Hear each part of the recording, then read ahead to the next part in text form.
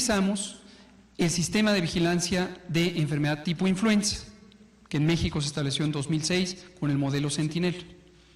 Y esto tiene dos componentes, la vigilancia clínico-epidemiológica y la vigilancia por laboratorio.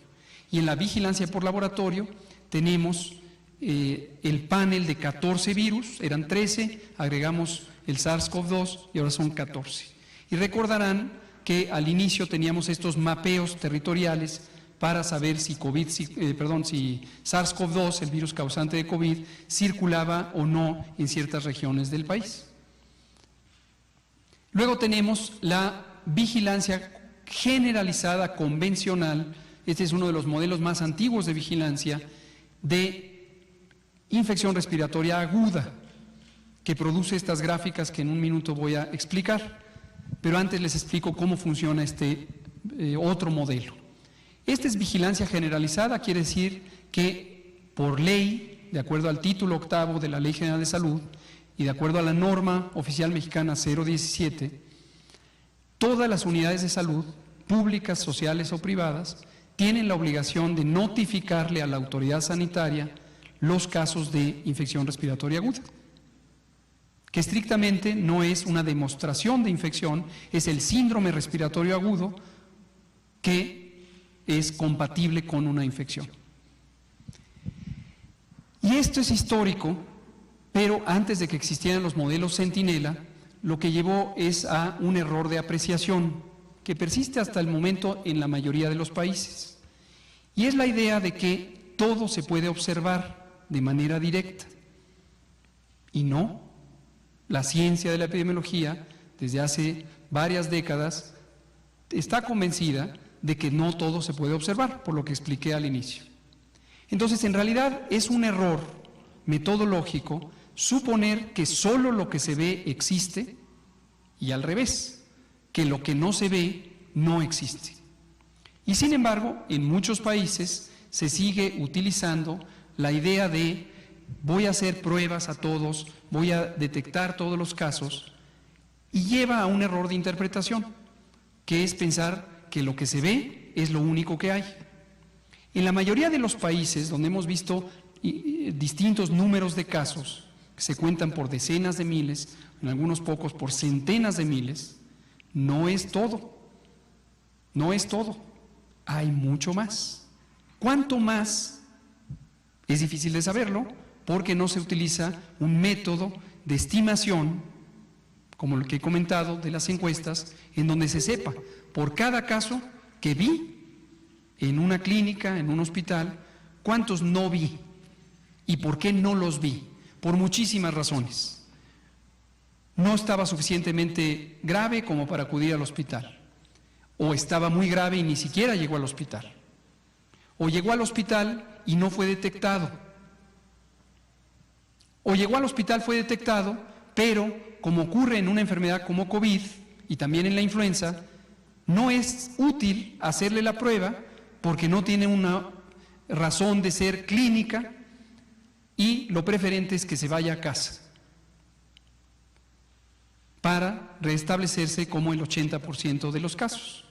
O como ocurre ahora, también en México y ha ocurrido en todos los países, que por razones de salud pública para evitar los contagios, uno recomienda, si usted es una persona joven que no tiene enfermedades crónicas y no es una mujer embarazada, vaya a casa, porque 8 de cada 10, como usted, incluido usted, se van a recuperar en un lapso de 10 a 14 días, sin que haya secuela y se va a quedar inmune a la enfermedad.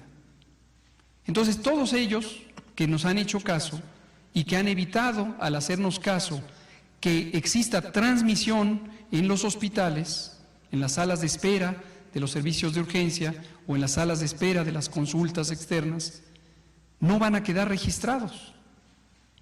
Pero lo sabemos, porque estamos usando un método científico de vigilancia.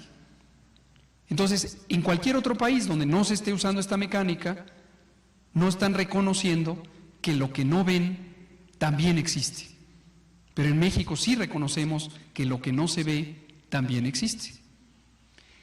Cámbieme rápido, por favor, a aquella gráfica donde está color amarillo y color verde, por favor, antes de regresar a este. Quizá esto es demasiado técnico para la población, espero que sea de interés. Trato de expresarlo en términos no tan técnicos, pero pienso que siempre es útil que la población conozca lo que significan los datos. Porque si uno ve los datos y solo se queda en un número de casos, uno pierde la noción de la interpretación científica de estos datos y para qué pueden servir, para tomar decisiones del manejo de la epidemia en tiempo real, en cada día, en cada hora que se tiene que tomar decisiones. Esta gráfica. Ayer creo que alguna de ustedes me preguntaba sobre esta proporción. No me acuerdo quién de ustedes. Esta es la gráfica que acaba de presentar el doctor Alomía y es la distribución de casos confirmados, solamente los confirmados, por grupo de edad. Y está también aquí esto, la relación de hospitalizados con ambulatorios. Entiéndase, graves y leves. Y recordarán que al inicio teníamos, antes de entrar a la fase 2, esto estaba más o menos fijo en 20% graves, 80% leves. Y ahora no necesariamente está cambiando del todo, pero día con día aparece aquí, ahorita casi 30% de graves y 71% de leves. ¿Por qué? No es porque la enfermedad se está comportando más grave, sino porque sabemos perfectamente, nosotros mismos lo estamos recomendando para evitar contagios en las salas de espera de los hospitales, que estas personas, que afortunadamente son 8 de cada 10, ya no están llegando a diagnóstico. Y no pasa nada con que no lleguen a diagnóstico, porque médicamente no se necesita tener la comprobación diagnóstica, ni por laboratorio, ni por las características clínicas, para recomendar lo que se recomienda, que es quédese en su casa, duerma bien, tome líquidos abundantes, tenga paciencia, si tiene fiebre puede usar un medicamento contra la fiebre, evite contagiar a sus familiares, guardando sana distancia, usando un cubrebocas y no salga, quédese en casa. Entonces vamos a seguir viendo esta proporción que va aumentando, pero hay que interpretarla en estos términos. ¿Sí? ¿Por qué lo sabemos? Porque en la fase 1 no teníamos esa recomendación y era un fluir natural de personas hacia las salas de espera y hacia las consultas. Entonces se registraban gruesamente todos los que había y que estaban dispuestos a ir a consulta, para que tomen en cuenta eso. Regresemos por favor a las otras gráficas. Estas otras gráficas se llaman canales endémicos. La otra, por favor, la que tiene un área verde muy grande. Canal endémico, dicho de manera no técnica, quiere decir endemia, a diferencia de epidemia, endemia es lo que normalmente ocurre sobre la salud en una población. Y hay fenómenos que son endémicos porque siempre están ahí. Los catarros, las diarreas, ciertas enfermedades de la piel, las infecciones urinarias, los problemas esqueléticos, varios problemas esqueléticos degenerativos. Hay muchas cosas que son endémicas, es decir, no han cambiado en el tiempo. Esta gráfica, que representa aquí las semanas de un año, de la 1 a la 52, y la cantidad de casos registrados, porque van a consulta y son registrados, se representa en esta gráfica, en estas áreas. Y los colores lo que representan es que una cuarta parte de las personas que han tenido infecciones respiratorias agudas en México durante los últimos 7 años lo han presentado en estas fechas, lo que se ve aquí en la zona verde. 50% de las personas que han tenido esta enfermedad lo han hecho en estas fechas, lo que se ve en la parte amarilla. 3/4 partes de las personas que han tenido infección respiratoria aguda lo han tenido en estas fechas, lo que se ve en la zona roja. Y como pueden ver ustedes, hay pequeñas variaciones como se puede ver aquí, mientras que una cuarta parte lo tuvieron en la semana 37, 2/4 partes lo tuvieron en la misma semana 37 y 3/4 partes lo tuvieron en la misma semana 37. Esto de lo que nos habla es de lo esperado. ¿Cuántas personas o qué porcentaje de personas esperamos que tengan infección respiratoria aguda a lo largo del año? Esas. Noten también que las infecciones respiratorias agudas ocurren más en el invierno, esto es enero y febrero, hasta llegar a la semana 8, y luego empiezan a bajar.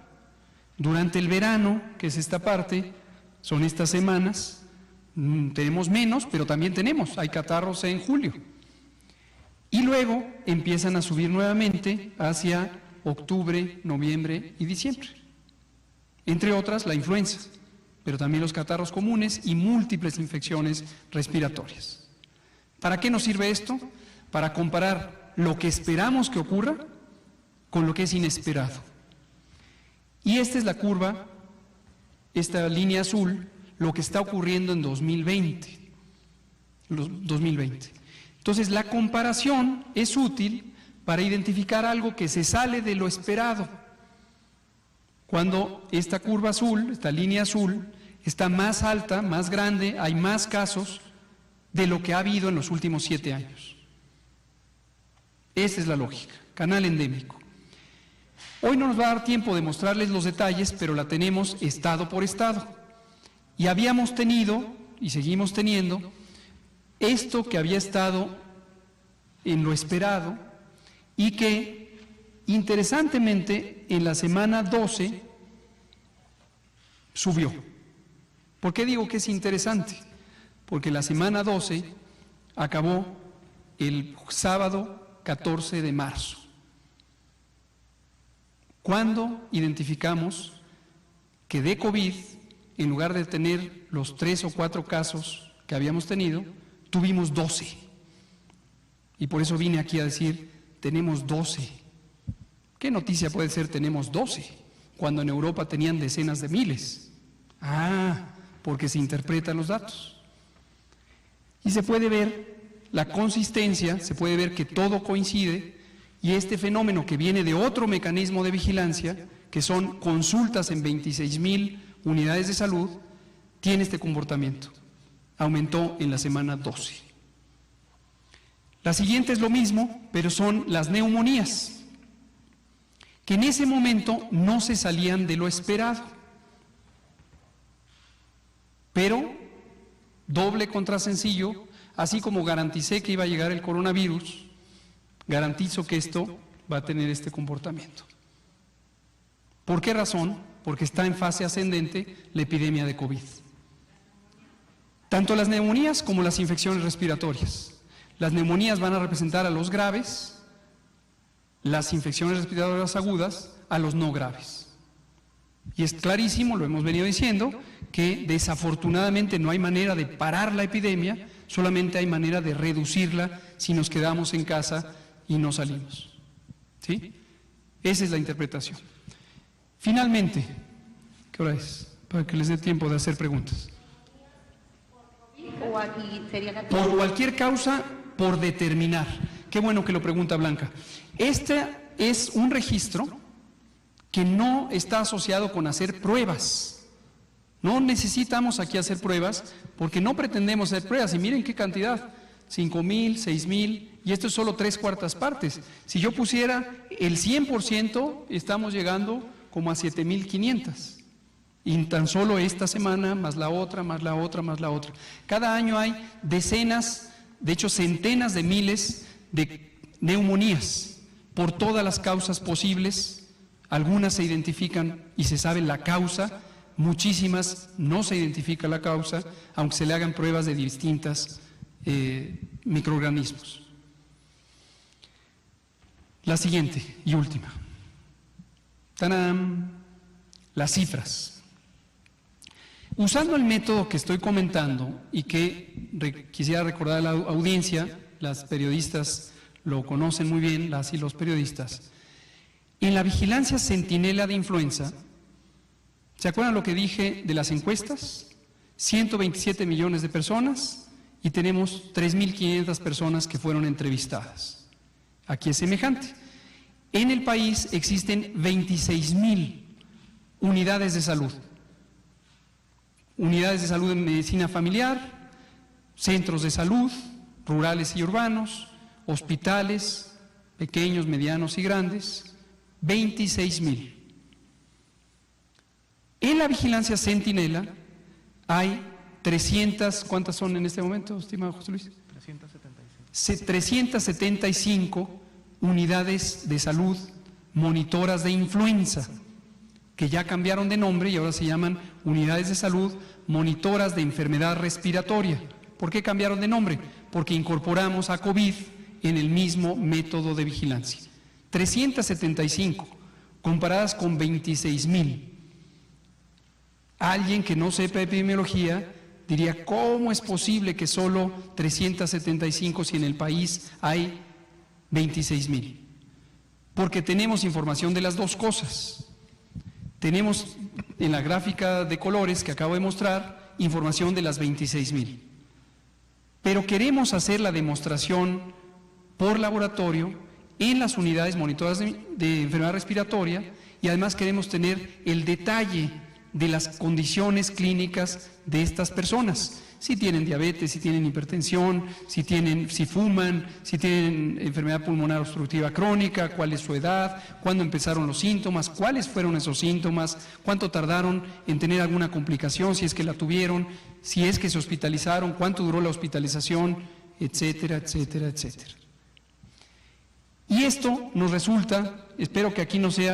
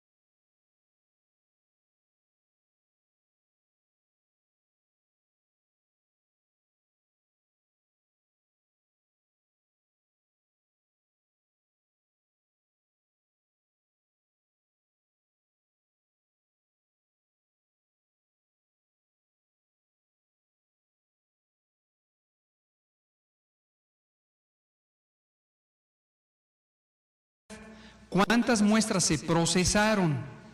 Es distinto a cuántas muestras resultaron positivas. En México se han procesado válidamente casi 17.000 muestras de laboratorio en el laboratorio de coronavirus.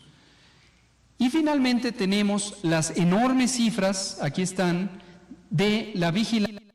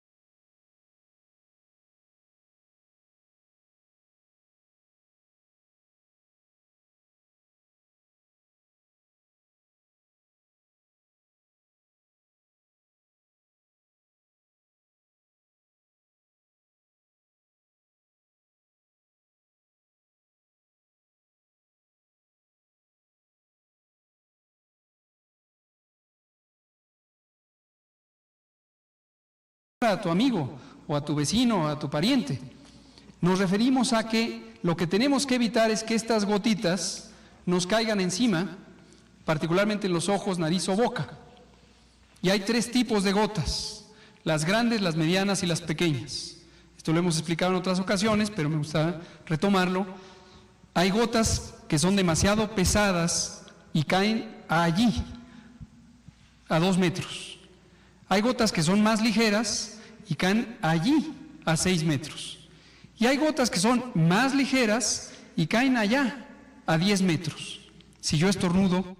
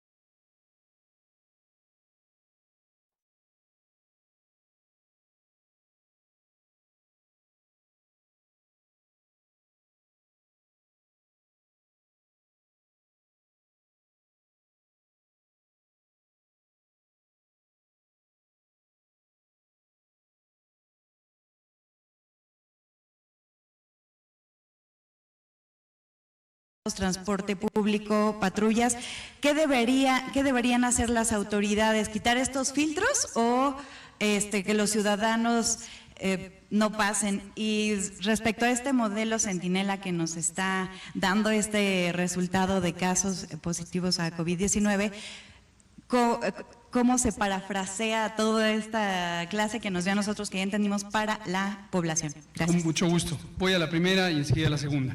Los túneles. Efectivamente, de repente empezaron a aparecer en incluso hospitales federales aquí en la Ciudad de México y en algunas plazas públicas, en la zona sur en particular, y luego vimos también que en un estado del norte empezaban a aparecer. Si no fueran un riesgo, no habríamos dicho nada. Solo habríamos dicho: se está desperdiciando el dinero. Pero sí tienen un riesgo. Las técnicas de sanitización de espacios físicos o de las personas que acuden a espacios físicos tienen características técnicas específicas. Estos túneles, para quien no los haya visto, son literalmente túneles, es una rueda monumental de tamaño donde cabe una persona, tienen aproximadamente 3 metros de altura o 2 metros de altura, de diámetro, y tienen unos tubitos por los que se produce un aerosol con una sustancia desinfectante. Y hay distintos tipos de sustancia desinfectante. Entonces la persona pasa y le echan ahí un aerosol. Estos son tecnológicamente diseñados para procesos de sanitización controlados, en donde las personas que transitan por ahí tienen una protección física de la vía respiratoria, nariz y boca, los ojos también, porque en esa formación de aerosoles se puede irritar la vía respiratoria y se pueden irritar los ojos tan solo con la sustancia sanitizante. Pero si suponemos que hay una persona que tiene COVID y que en su vía respiratoria está sacando virus, lo que va a ocurrir es que conforme la persona respira, esas partículas de virus se van a estar movilizando. Y si el tiempo de sanitización no es el técnicamente recomendado, y ese depende del volumen de la persona, del área a cubrir y también de la potencia de la sustancia sanitizante, puede ser que la persona pase muy poquito tiempo, se hagan los aerosoles y que no sea suficiente para inactivar al virus. Y tenemos el efecto opuesto, riesgo de propagación de infecciones. Entonces, por eso hicimos esta nota y dijimos: no, las cosas tienen un porqué, las cosas tienen una técnica, las máquinas, en este caso podríamos considerar una máquina este túnel, han sido probadas y autorizadas para su uso en determinadas condiciones. Sobre el resumen del método Centinela, trataré de expresar en estas frases. México utiliza un método probado, científicamente fundamentado, de vigilancia eficiente, que se estableció en México en 2006, que fue desarrollado conjuntamente por los Centros de Control de Enfermedades de Estados Unidos, la Organización Panamericana de la Salud y la Organización Mundial de la Salud en 2005. A lo largo de experiencia de todos estos años, el sistema de vigilancia Centinela ha sido perfeccionado y los métodos para utilizarlo han sido estructurados. Esto lo que nos permite es tener un reconocimiento de lo que queremos tener, que es cómo se comporta la epidemia de COVID en México y cómo se tienen que tomar las decisiones de control y prevención de acuerdo a la realidad que se identifica. Y al mismo tiempo nos permite asumir la realidad como es y no como equívocamente se piensa que es, en el sentido de que solo lo que se ve existe. Dicho sea de paso, nosotros estimamos 26,000 casos, este número. Entonces alguien podría decir, pero entonces ya ustedes son mucho más que varios países latinoamericanos que tienen 1,000 y tantos.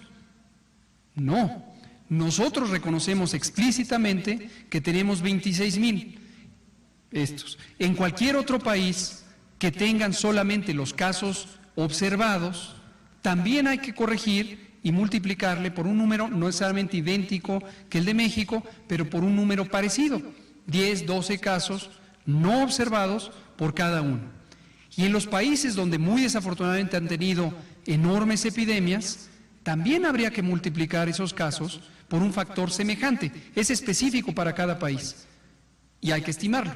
Pero digamos, un país que hoy tuviera 300,000 casos observados directamente y demostrados por laboratorio, con un factor de corrección como este, tendría 3 millones de casos. Sería como casos sospechosos. Estamos diagnosticando el